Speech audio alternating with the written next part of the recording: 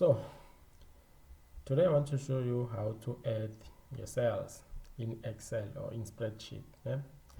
So in our example here we have school fees from Jan to May, and then we have our 4 students. So what we want to do is to add school fees for January. So the first thing that you have to type in is it equals to sign. And then after that you will have to add the cells. In this case it will be B4, B5, B6 and B7. So you can type in B4, B5, B6 and B7, and then you just hit enter. So our total is 500 rand, or you can do it the lazy way. You can just do like this. So it will be, you just click on the cell. It's the same thing. So it's B4. The only difference is that you are not typing in the cells, you just click in them. So you just put the plus sign and you click on the second cell, which is B5, then you put the plus sign, and so on and so on.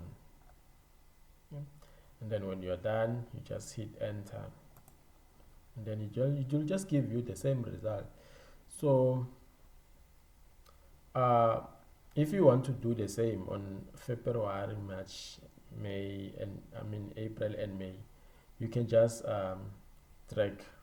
So if you see you just move your cursor around this cell, and then if you see a small plus sign, then you hold your cursor and then you just drag. As you can see, it will make automatically, it will make the calculations just like you did with January. So you don't have to come here and put your cursor here and start typing is equals to sign and all those cell numbers.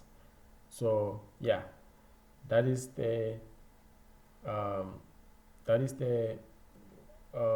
manner in which you will use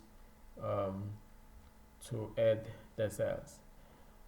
So if let's say you make an error, so it will give you an error message and it will tell you what is it that you are intending to do. So let's say you say plus.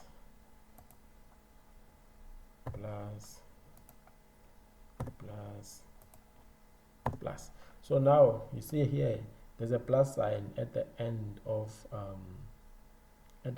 our cell, or at the end of our data. So now if you click enter, it will give you a message to say we have found a typo in your formula and try to correct it into. So automatically it gives you what is it that you are, it's telling you what is it that you are trying to do, which is the correct formula, because you don't have to put a plus sign if you are not entering any cell number after the plus sign. So you just have to accept the correction and click on yes, and then it will give you the correct answer. Thank you guys for watching. Please subscribe to the channel and like the video. I'm still going to post a lot of information or a lot of videos on Excel and Microsoft Word, Access, database and so forth. Thank you very much.